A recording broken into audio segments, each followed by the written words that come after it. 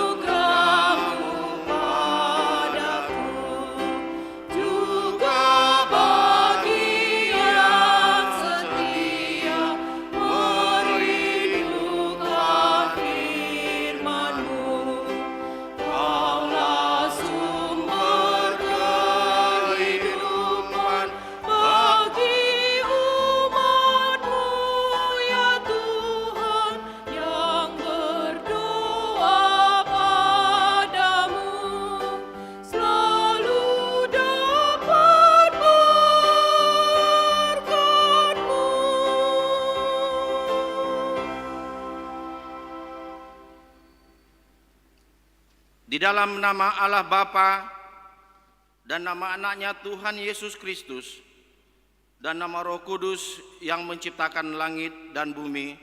Amin. Bersukacitalah bersama-sama Yerusalem dan bersorak-soraklah karenanya, hai semua orang yang mencintainya. Bergiranglah bersama-sama dia segirang-girangnya, hai semua orang yang berkabung karenanya.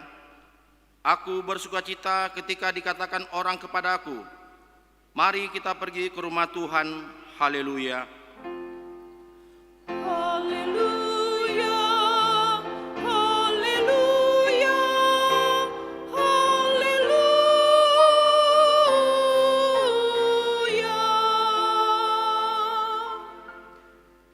Kita berdoa. Yesus Kristus Tuhan kami, Engkaulah hidup dan pendamaian kami dengan Allah. Kami memuji nama-Mu dan mengucapkan terima kasih atas karya penyelamatan Tuhan kepada kami. Sertai kami dengan kasih-Mu agar kami selalu mengingat Engkau yang telah menderita dan mati untuk kami, dan agar kami menyesali dosa kami. Kuatkanlah hati dan jiwa kami untuk percaya dan hidup mengikuti Engkau sampai mati. Ya Tuhan Yesus, padamu sajalah pujian di tengah jemaat-Mu yang telah Engkau tebus dengan darah-Mu yang kudus, sekarang sampai selama-lamanya. Amin.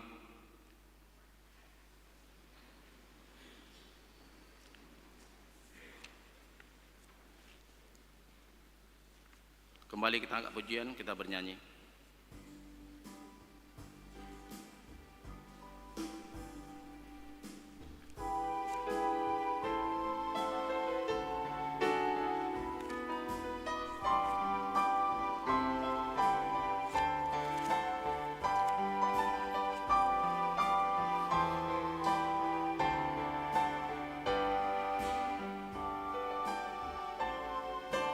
Raja Mahadi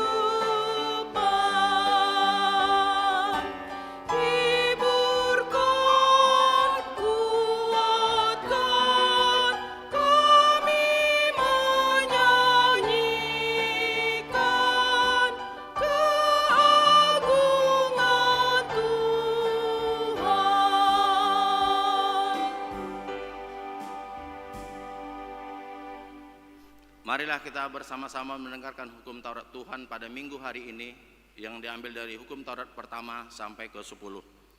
Hukum Taurat pertama, Akulah Tuhan Allahmu, jangan ada padamu Allah lain di hadapanku.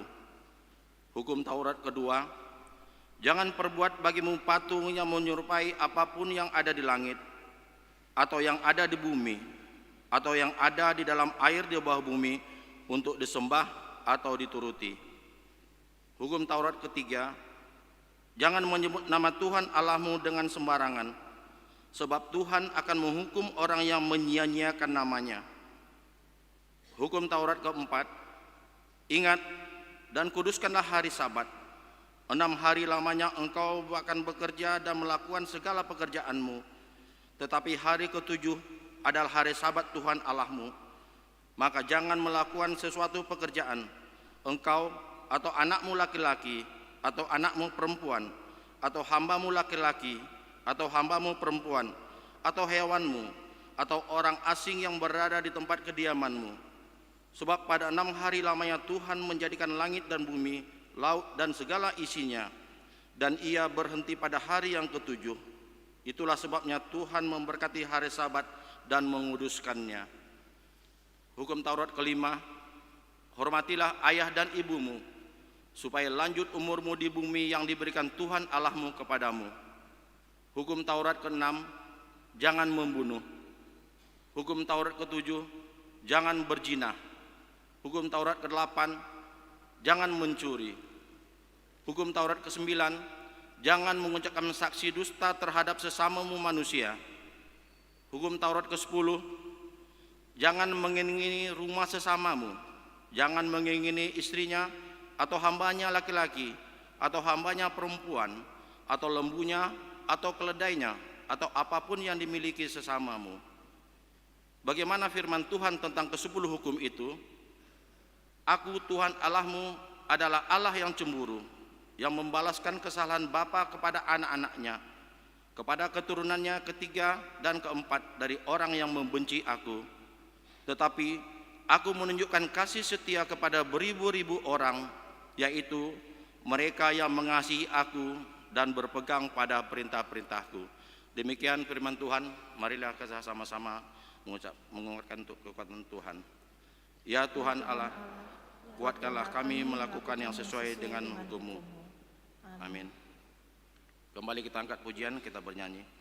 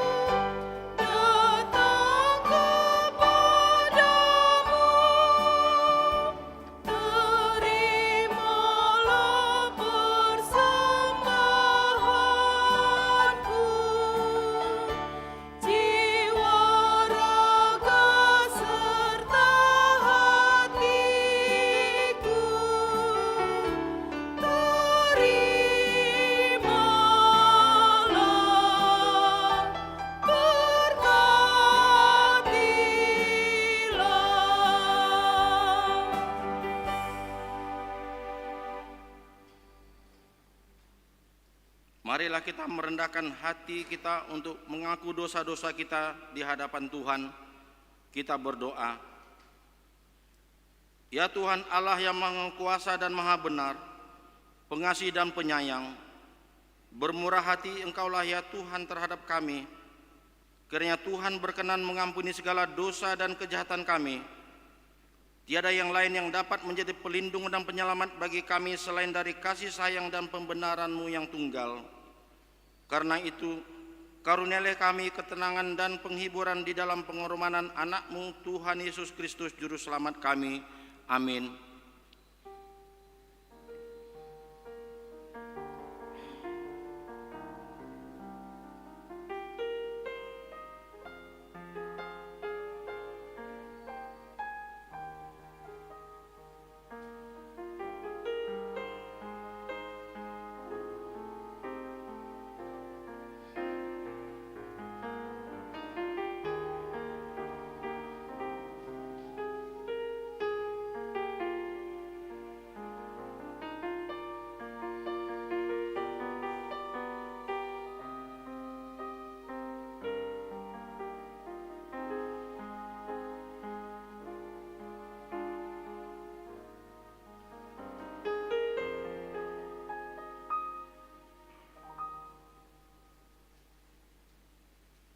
Marilah kita mendengar janji Tuhan tentang pengampunan dosa.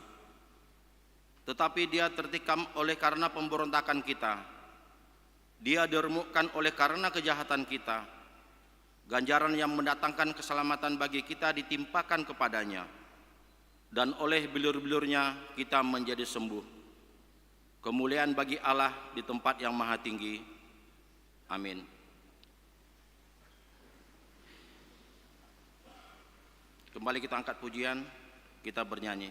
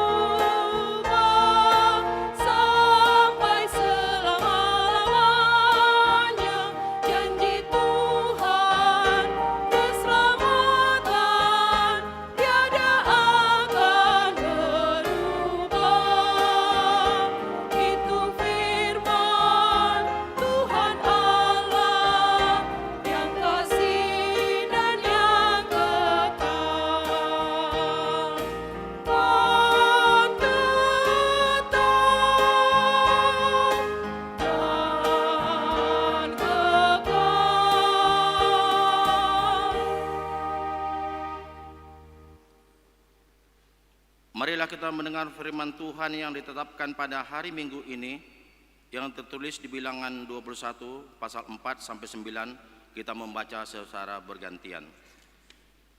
Ular tembaga. Setelah mereka berangkat dari Gunung Hor, berjalan ke arah Laut Teberau untuk mengelilingi tanah Edom, maka bangsa itu tidak dapat lagi menahan hati di tengah jalan. Lalu mereka berkata-kata melawan Allah dan Musa, "Mengapa kamu memimpin kami keluar dari Mesir, supaya kami mati di padang gurun ini? Sebab di sini tidak ada roti dan tidak ada air. dan akan makanan hambar ini kami telah muak. Lalu Tuhan menyuruh ular-ular tedung ke antara bangsa itu yang memangut mereka, sehingga banyak dari orang Israel yang mati. Kemudian datanglah bangsa itu mendapatkan Musa dan berkata, "Kami telah berdosa, sebab kami berkata-kata melawan Tuhan dan engkau. Doalah kepada Tuhan supaya dijauhkannya ular-ular ini daripada kami." Lalu Musa berdoa untuk bangsa itu. Maka berfirmanlah Tuhan kepada Musa, "Buatlah ular tedung dan taruhlah itu pada sebuah tiang. Maka setiap orang terpagut, jika ia melihatnya, akan tetap hidup." Lalu Musa membuat ular tembaga dan menaruhnya pada sebuah tiang. Maka jika seseorang dipagut ular dan ia memandang kepada ular tembaga itu, tetaplah ia hidup. Demikianlah firman Tuhan. Berbahagialah orang yang mendengar firman Allah serta memeliharanya. Amin. Kembali kita angkat pujian, kita bernyanyi.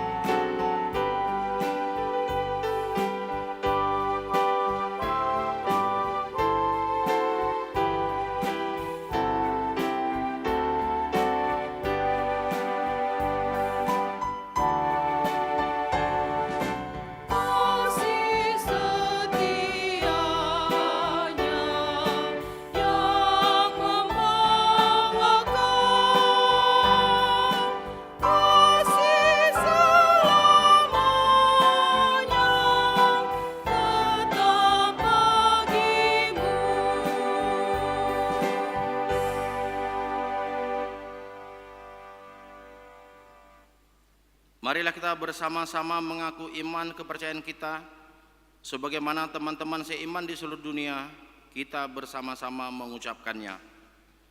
Aku percaya kepada Allah, Bapa yang Maha Kuasa, Khalik langit dan bumi. Aku percaya kepada Yesus Kristus, Anaknya yang tunggal Tuhan kita, yang dikandung daripada Roh Kudus, lahir dari anak darah Maria, yang menderita sengsara di bawah pemerintahan Pontius Pilatus, disalibkan, mati dan dikuburkan, yang turun ke dalam kerajaan maut, pada hari yang ketiga, bangkit pula dari antara orang mati, naik ke surga, duduk di sebelah kanan Allah, Bapa yang Maha Kuasa. Dari sana akan datang kelak untuk menghakimi orang hidup dan yang mati. Aku percaya kepada Roh Kudus, dan adanya satu gereja yang kudus, persekutuan orang kudus, pengampunan dosa, kebangkitan daging, dan hidup yang kekal. Amin.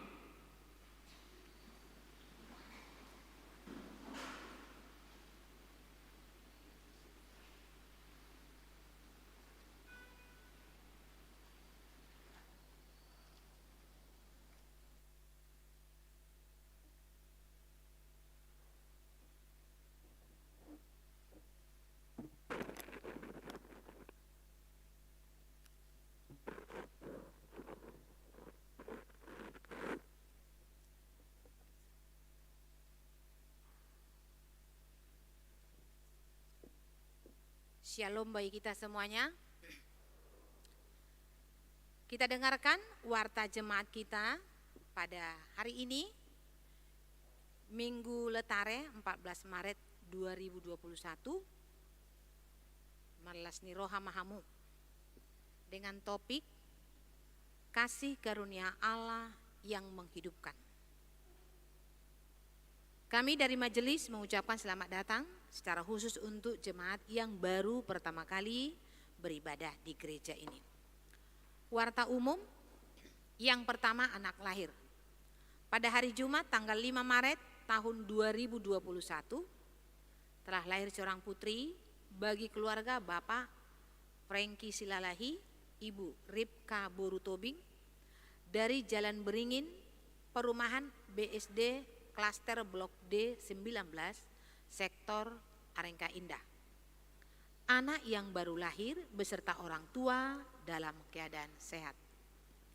Yang kedua, keluarga yang belajar menjadi anggota jemaat HKBP Pekanbaru.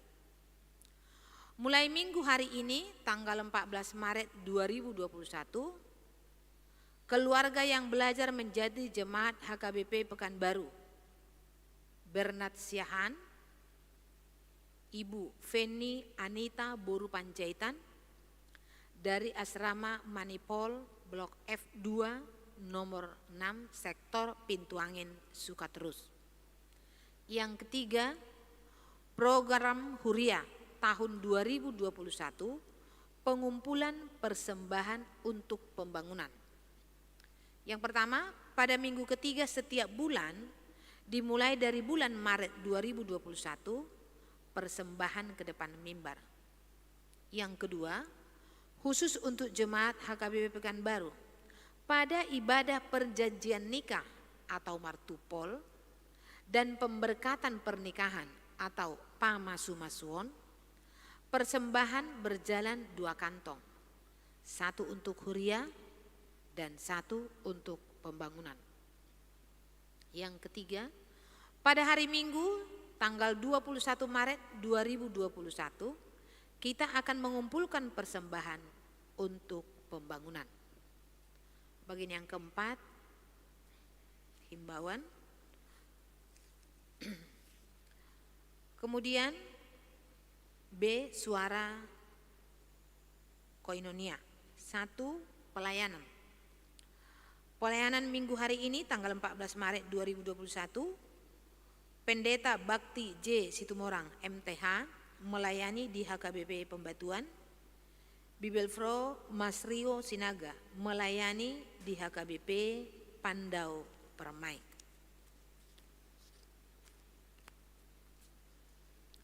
Yang kedua, baptisan kudus.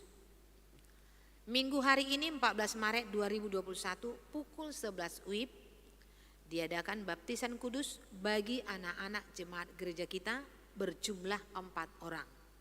1 orang putra, 3 orang putri. Yang ketiga, ibadah hari doa sedunia. Pada hari Rabu tanggal 17 Maret tahun 2021 diadakan ibadah hari doa sedunia dan sekaligus pembukaan PHD Ina Gabungan HKBP Pekanbaru bertempat di gereja dimulai pukul 14 WIB. Diharapkan kehadiran seluruh paropuan gereja kita untuk mengikuti kebaktian tersebut. Yang keempat, TK Ex Saudi HKBP Pekanbaru. Pendaftaran murid baru dibuka pada bulan Maret sampai dengan Juli 2021, dimulai dari hari Senin sampai hari Jumat pada pukul 8 WIB. Biaya pendaftaran diskon 30% dari bulan Maret sampai Juli 2021. Adapun nomor yang bisa dihubungi, Rita Siahan 0813 1976 3167, Lestari Tampu Bolon 0812 6171 8016, Tiur Simamora 0813 7108 4209. Yang keenam, kebaktian minggu. Panduan ibadah sekolah minggu dibuat oleh gereja kita untuk dilaksanakan di rumah masing-masing secara online dengan channel ibadah sekolah minggu HKBP Pekanbaru dan suara Pargedungan. Diharapkan kepada semua orang tua dan anak sekolah minggu untuk mengikuti kebaktian tersebut. Silahkan di subscribe. Seksi pendidikan. Kebaktian memberangkatkan anak-anak sekolah mengikuti ujian. Sabtu 27 Maret 2021 akan diadakan kebaktian untuk memberangkatkan anak-anak sekolah dalam mengikuti ujian. Tertulis di sana ujian nasional, sebenarnya ujian nasional tidak ada lagi. Dan ujian naik kelas tingkat SMP dan SMA sederajat. bertempat di gereja dimulai pukul 14 WIB. Bagi anak tingkat SD dapat mengikutinya di rumah melalui live streaming channel Suara Pargodungan. Diharapkan kepada anak-anak beserta orang tua dapat hadir tepat waktu. Yang kedua, ulang tahun. Kepada warga jemaat yang berulang tahun kelahiran dan pernikahan dari tanggal 15 sampai dengan tanggal 20 Maret 2021, Majelis HKBP Pekanbaru mengucapkan selamat ulang tahun. Baca dan renungkanlah satu bagian firman Tuhan, yaitu dari Mazmur 128 ayat 5. Kiranya Tuhan memberkati engkau dari Sion, supaya engkau melihat kebahagiaan Yerusalem seumur hidupmu.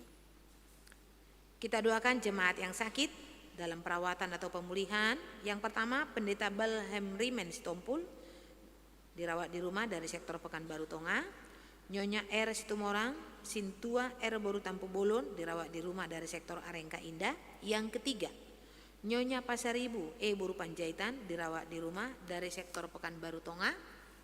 4, Dr. Wilfried Pangaribuan dirawat di rumah dari sektor Pengayoman.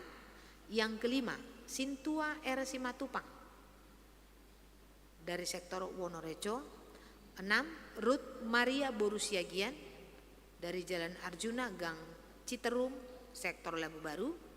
Yang ketujuh, Nyonya Sintua R Pardede Borusibarani atau Opurama Jalan Fajar sektor Labu Baru. Yang sakit menahun, yang pertama M Butar-Butar sektor Arengka Indah. Yang kedua, Nyonya Sintua Insinyur MH Situmorang Ibu R Boru Simatupang dari sektor Labu Baru.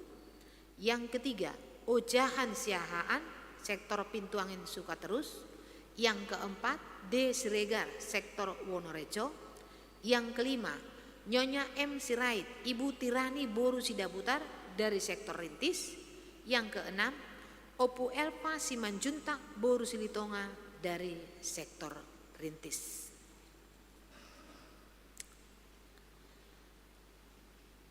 Kami akan bacakan surat undangan kepengurusan lansia distrik HKBP distrik 20 Riau.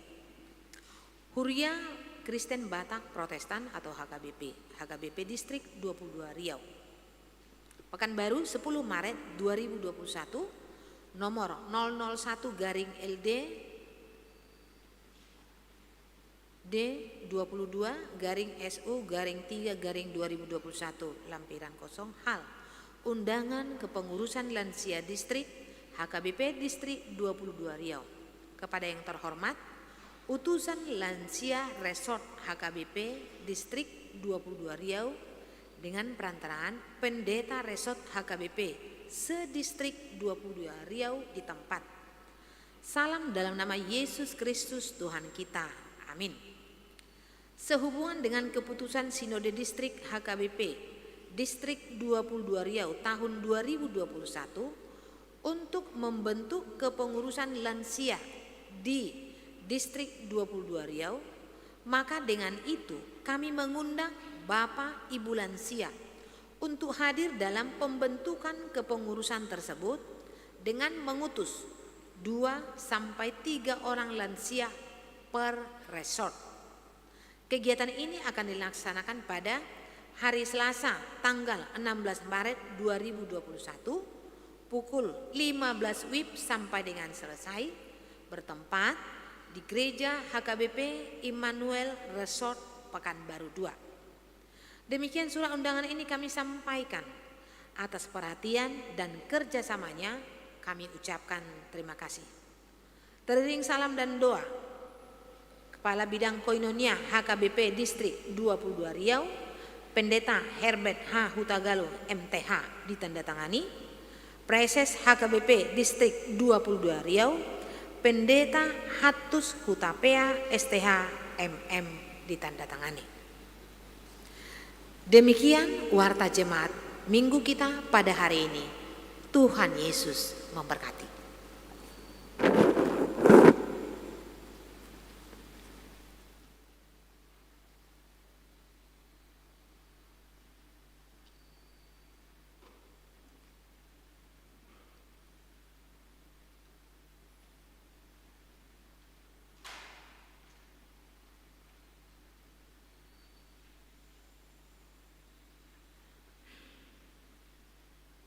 Kembali kita angkat pujian, kita bernyanyi.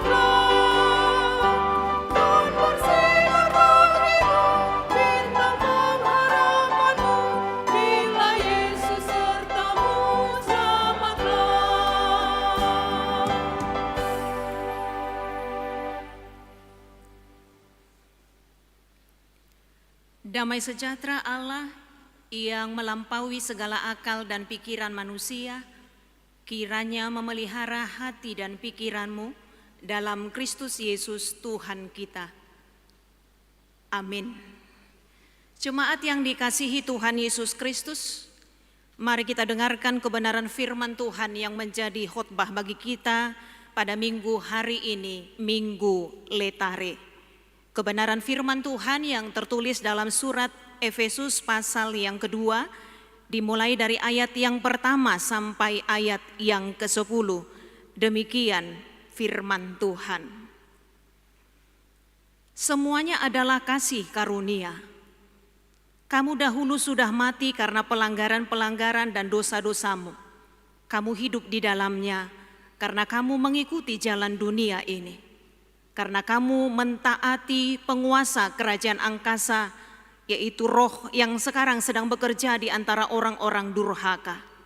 Sebenarnya dahulu kamu semua juga terhitung di antara mereka. Ketika kami hidup di dalam hawa nafsu daging dan menuruti kehendak daging dan pikiran kami yang jahat. Pada dasarnya kami adalah orang-orang yang harus dimurkai sama seperti mereka yang lain. Tetapi Allah yang kaya dengan rahmat, oleh karena kasih-Nya yang besar yang dilimpahkan-Nya kepada kita, telah menghidupkan kita bersama-sama dengan Kristus. Sekalipun kita telah mati oleh kesalahan-kesalahan kita, oleh kasih karunia kamu diselamatkan. Dan di dalam Kristus Yesus Ia telah membangkitkan kita juga dan memberikan tempat bersama-sama dengan Dia di sorga, supaya pada masa yang akan datang, Ia menunjukkan kepada kita kekayaan kasih karunia-Nya yang melimpah-limpah sesuai dengan kebaikan-Nya terhadap kita dalam Kristus Yesus. Sebab karena kasih karunia kamu diselamatkan oleh iman. Itu bukan hasil usahamu, tetapi pemberian Allah. Itu bukan hasil pekerjaanmu.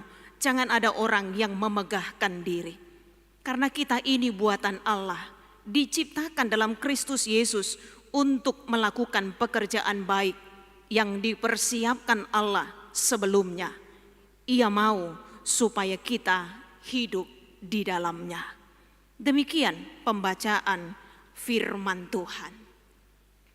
Jemaat yang dikasihi Kristus Yesus, himne atau nyanyian klasik karya John Newton, Sungguh Besar Anugerahmu, Amazing Grace, dalam Kidung Jemaat nomor 40, dalam buku Ende Nyanyian nomor 699, Sikopdo Asiniroham, salah satu lagu yang digemari di seluruh dunia. Sebuah lagu yang terinspirasi dari pengalaman hidup seorang John Newton, seorang mantan penjual budak yang bertobat. Di mana dalam lagu itu dia mengungkapkan ungkapan syukurnya atas kebaikan Allah. Dia mengungkapkan ungkapan syukurnya atas kasih karunia Allah yang tidak terhingga. Dalam bait demi bait dalam lagu tersebut atau dalam nyanyian tersebut, sungguh ia menyatakan bagaimana kasih karunia Allah kepada dirinya yang sudah melayakkannya sebagai mantan penjual budak menjadi orang yang bertobat. Sekali lagi karena kasih karunia Allah. Berbicara tentang kasih karunia Allah, kalau dalam bahasa Ibrani ken, kata ini secara harafiah sebenarnya menunjuk kepada seorang atasan yang menunjukkan kasih karunia-Nya kepada seorang bawahannya, walaupun sebenarnya bawahannya itu tidak pantas untuk menerimanya. Karena itu dihubungkan kepada Allah dalam kasih karunia-Nya. Kasih karunia Allah adalah pemberian Allah secara cuma-cuma yang diberikan kepada kita manusia, walaupun sesungguhnya kita manusia dari keberadaan kita tidaklah layak untuk menerimanya. Kalau dalam bahasa Ibrani kasih karunia itu adalah ken, tapi kalau dalam bahasa Yunani kasih karunia itu adalah karis, yang secara umum berarti pemberian, anugerah, pemberian secara cuma-cuma, grace, kemurahan hati yang diberikan Allah kepada kita. Di mana dalam perjanjian baru sendiri kata kasih karunia atau anugerah ini adalah dihubungkan dengan keselamatan yang dinyatakan oleh Allah kepada kita manusia. Jemaat yang dikasihi Tuhan Yesus Kristus, kalau istilah kasih karunia ini oleh beberapa orang seringkali disamakan dengan belas kasihan. Jadi ada beberapa orang yang menyamakan kasih karunia ini dengan belas kasihan, sementara pengertian dari dua istilah ini sebenarnya berbeda. Kalau anugerah yang disebut juga dengan kasih karunia atau grace adalah pemberian Allah yang tidak selayaknya diberikan kepada kita manusia, tapi diberikan oleh Allah. Nasopatu tiak kita majalo asini rohana, tapi Allah memberikan kasih karunia-Nya. Sedangkan belas kasihan atau mercy atau yang disebut juga dengan rahmat adalah tindakan Allah yang tidak memberikan apa sebenarnya yang pantas kita terima. Akibat keberdosaan kita, kita sebenarnya pantas menerima hukuman atau kematian yang selama-lamanya. Tapi Allah tidak memberikannya di dalam belas kasih-Nya, di dalam mercy-Nya, di dalam rahmat-Nya. Jadi berbeda sebenarnya kasih karunia dan belas kasihan atau mercy atau rahmat itu. Jadi Allah yang kaya dengan rahmat-Nya menahan murkanya, namun sebaliknya memberikan kasih karunia-Nya kepada kita manusia sebagaimana yang diungkapkan oleh Rasul Paulus di ayat 4 dalam nats kita Efesus pasal 2 ini. Jadi kasih karunia yang besar itu yang diberikan oleh Allah dalam kemurahan-Nya melalui dua pemberian, yaitu kasih karunia dan rahmat, di mana perbedaannya dapat dibedakan demikian. Ada seseorang yang membunuh anak laki-laki dari sebuah keluarga, dan pembunuhan itu dihukum mati. Dan ketika keluarga itu membiarkan hukuman itu terjadi, maka itulah yang disebut dengan keadilan. Ada sebuah keluarga yang anak laki-lakinya dibunuh, kemudian pengadilan memutuskan hukuman mati, dan keluarga itu membiarkan itu terjadi, maka itulah yang disebut dengan keadilan. Akan tetapi ketika keluarga itu sendiri memohon supaya si pembunuh itu jangan dijatuhi hukum mati, itulah yang disebut dengan belas kasihan atau rahmat. Namun jika keluarga itu membawa si pembunuh itu ke rumahnya, kemudian mengadopsinya, memberikan hak-hak istimewa kepada si pembunuh itu, hak-hak yang sama yang diberikannya kepada anak laki-lakinya sendiri, maka inilah yang disebut dengan kasih karunia atau anugerah. Jemaat yang dikasihi Kristus, dalam hal ini bagaimana hubungannya dengan kita manusia? Kita manusia dalam natur lama kita yang berdosa tidak menyadari dan tidak mampu menanggapi hal-hal yang rohani dari Allah karena kecenderungan hati manusia yang selalu melakukan dosa. Artinya apapun usaha kita manusia, apapun pekerjaan kita, apapun yang kita lakukan tidak akan mampu menyelamatkan kita. Roma 3 ayat 23, karena semua orang telah berbuat dosa dan telah kehilangan kemuliaan Allah. Atau di nyanyian buku Endi nomor 64, dosa dobinani tangan, gok dosa nang rohaku pe, nang mata, nang pamangan, luhut na domar dosa. Artinya tidak ada usaha manusia, pekerjaan manusia yang memungkinkan manusia itu untuk selamat. Karena itu kita bersyukur kepada Allah yang memberikan kasih karunia-Nya. Sama seperti keluarga yang anaknya sudah terbunuh, mengadopsi si pembunuh itu, memberikannya hak-hak istimewa. Itulah yang dilakukan oleh Allah kepada kita. Tak ada sebenarnya dari diri kita syarat sehingga kita bisa diselamatkan, tapi karena kasih karunia-Nya kita manusia yang mati secara rohani namun dihidupkan kembali secara rohani, dan itu bisa terjadi hanya karena kasih karunia Allah.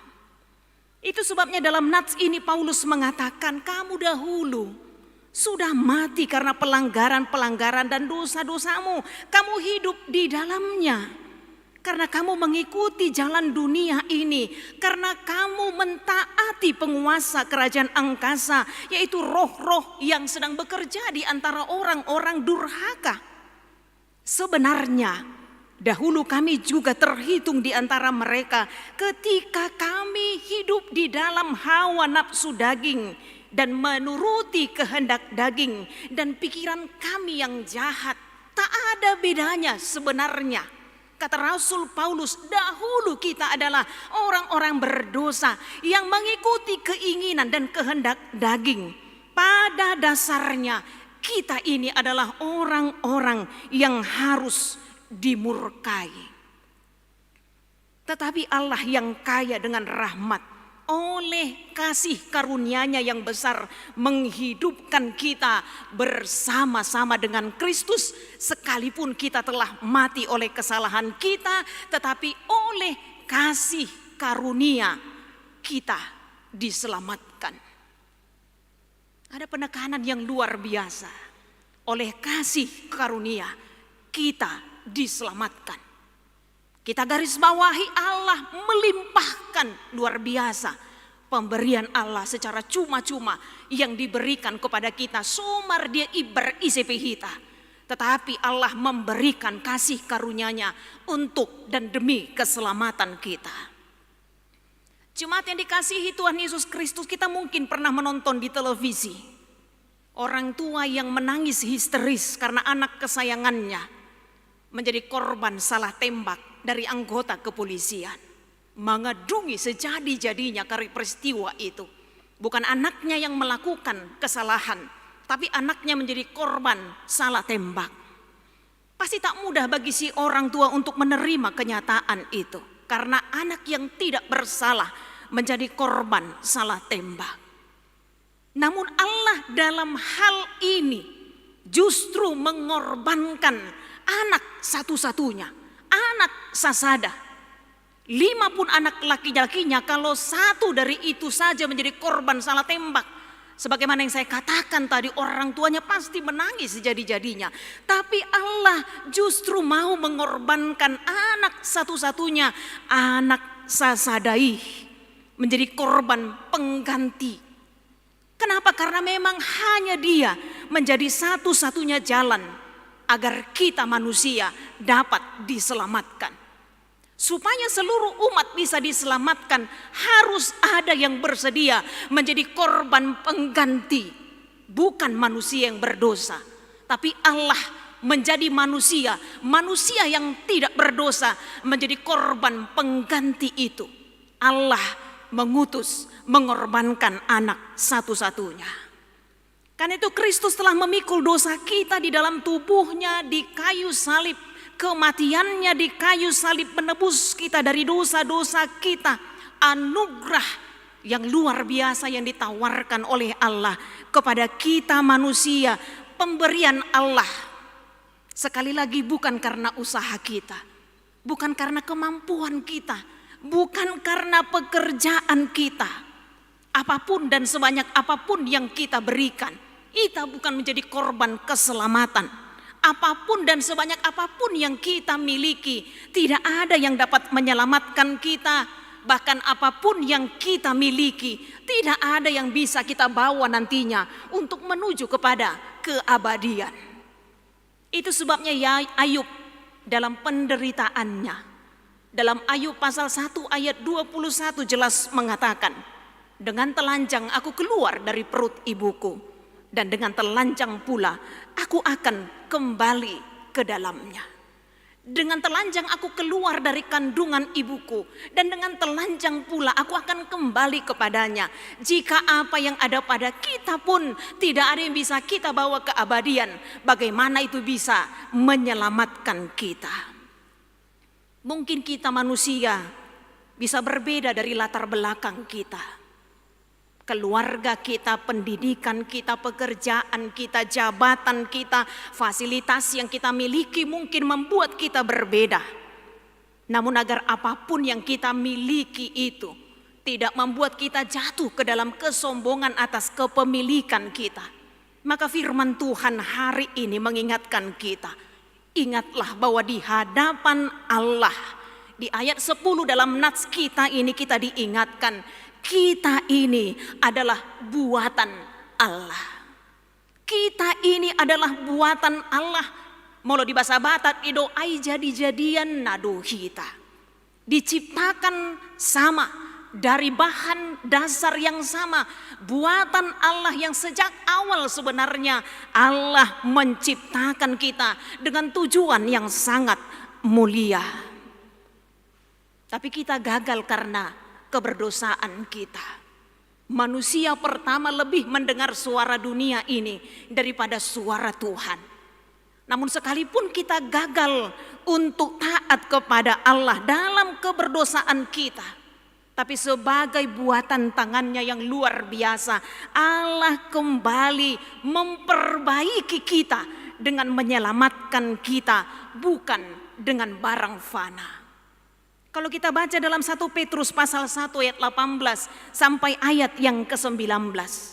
Dikatakan bahwa sebab kamu tahu bahwa kamu ditebus dari cara hidupmu yang sia-sia, yang kamu warisi dari nenek moyangmu, itu bukan dengan barang yang fana, bukan pula dengan perak atau emas, melainkan dengan darah yang mahal, yaitu darah Kristus, sama seperti darah anak domba yang tidak bernoda dan tidak bercacat. Seperti yang kau ingini. Itu hasil lagu karya emas Jonathan Prawira yang mencuat lewat suara indah Nikita.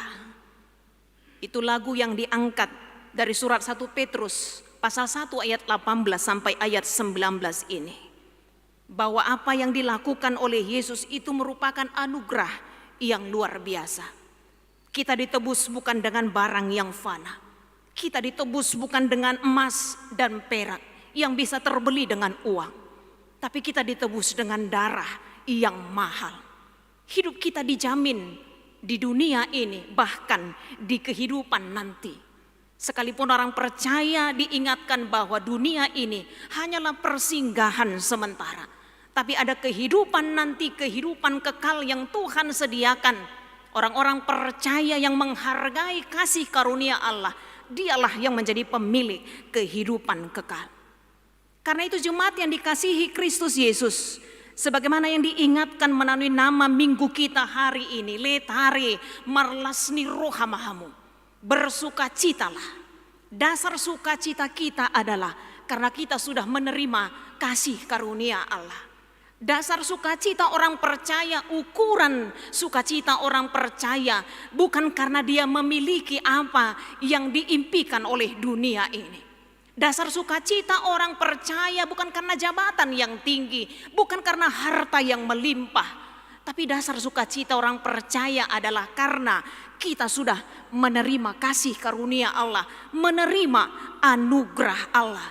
Sebagaimana yang diingatkan juga melalui topik minggu kita hari ini, karena kasih karunia Allah yang menghidupkan. Dalas marohatta sasitongna namangoluon. Las rohatta, walaupun bukan menjamin kita tidak menghadapi berbagai tantangan di tengah-tengah kehidupan kita.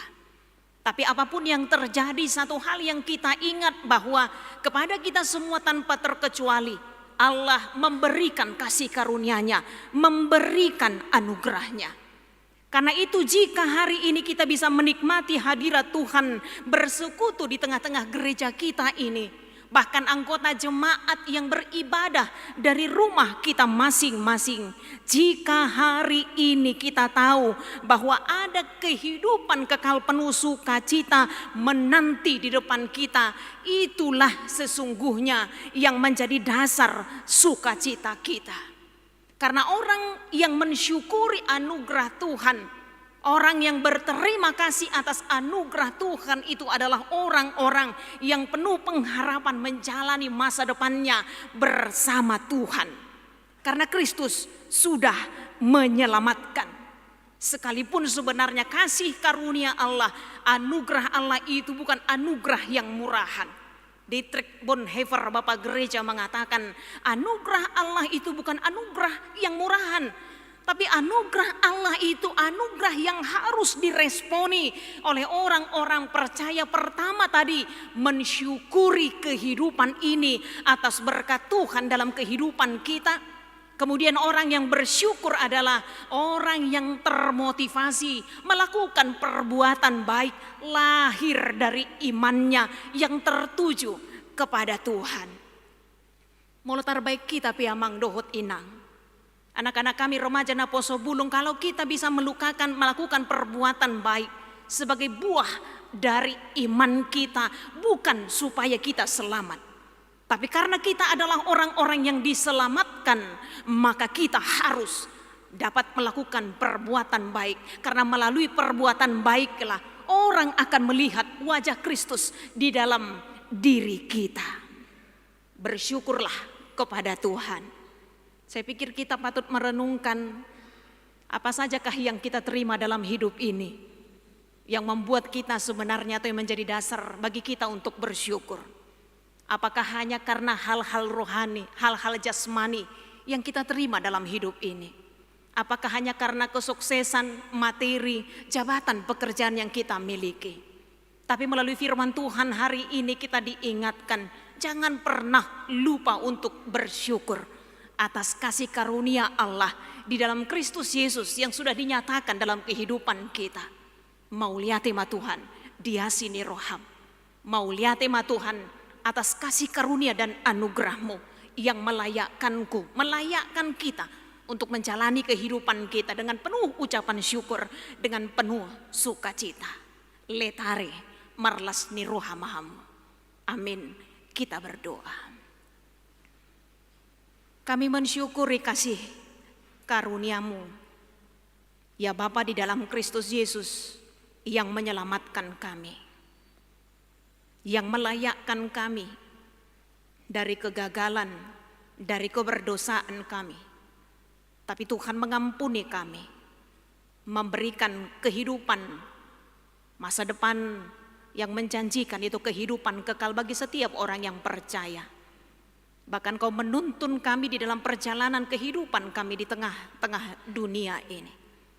Ajar kami untuk bersyukur atas segala kasih karunia-Mu, belas kasih-Mu, anugerah-Mu, kebaikan-Mu. Sehingga dalam hidup ini, melalui tuntunan Roh Kudus-Mu kami dimampukan untuk mengerjakan perbuatan baik. Karena kami ini adalah buatan Allah yang diciptakan untuk melakukan yang terbaik seturut dengan kehendak-Mu. Berkati seluruh jemaat-Mu Tuhan, yang tetap memberikan waktunya bersekutu dengan Tuhan. Jemaat-Mu yang ada di gereja ini, bahkan jemaat-Mu yang beribadah dari rumah mereka masing-masing. Penuhi hati kami dengan sukacita yang daripada Tuhan. Karena kasih karunia Allah yang menghidupkan, kami terima dalam kehidupan kami. Dalam Kristus Yesus, kami sudah berdoa dan mengucap syukur. Amin.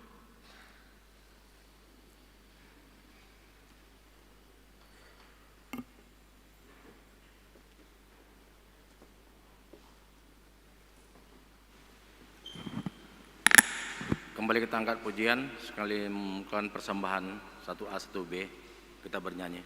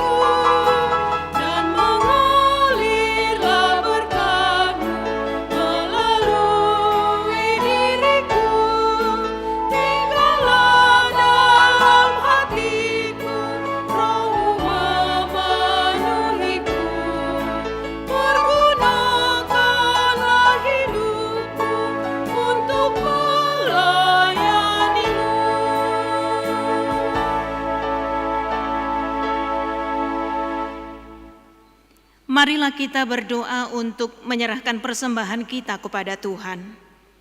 Ya Allah Bapa kami yang di surga, kami mengaku bahwa Tuhan adalah sumber dari segala karunia yang melimpah dalam kehidupan kami masing-masing. Sebahagian daripada karunia itu kami serahkan kembali sebagai persembahan kepada Tuhan. Terimalah dan berkatilah persembahan umat-Mu ini, agar dapat kami pergunakan untuk pekerjaan dan pelayanan kerajaan Tuhan di dunia ini. Bukalah hati kami untuk mengenal betapa banyak berkat dan karunia yang kami peroleh dari Tuhan, supaya kami senantiasa bersyukur kepadamu di dalam nama Yesus Kristus Tuhan kami. Amin. Tuhan karuniamu, roh dan jiwaku semua, nyawa juga hidupku, harta milikku semua, ku serahkan padamu untuk selamanya.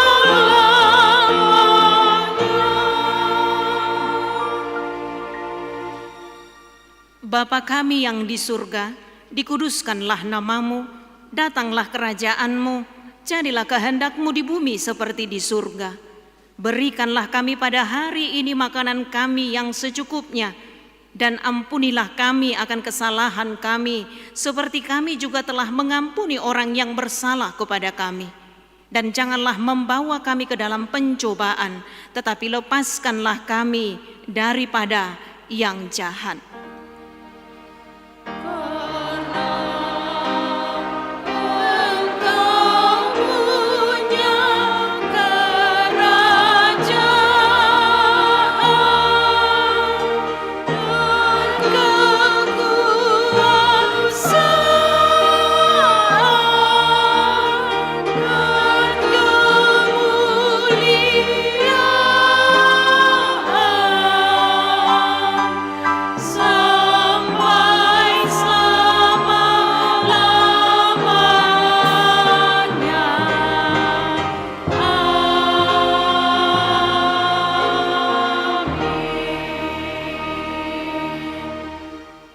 Pulanglah dengan sejahtera dan terimalah berkat Tuhan. Tuhan memberkati engkau dan melindungi engkau. Tuhan menyinari engkau dengan wajah-Nya dan memberi engkau kasih karunia. Tuhan menghadapkan wajah-Nya kepadamu dan memberi engkau damai sejahtera.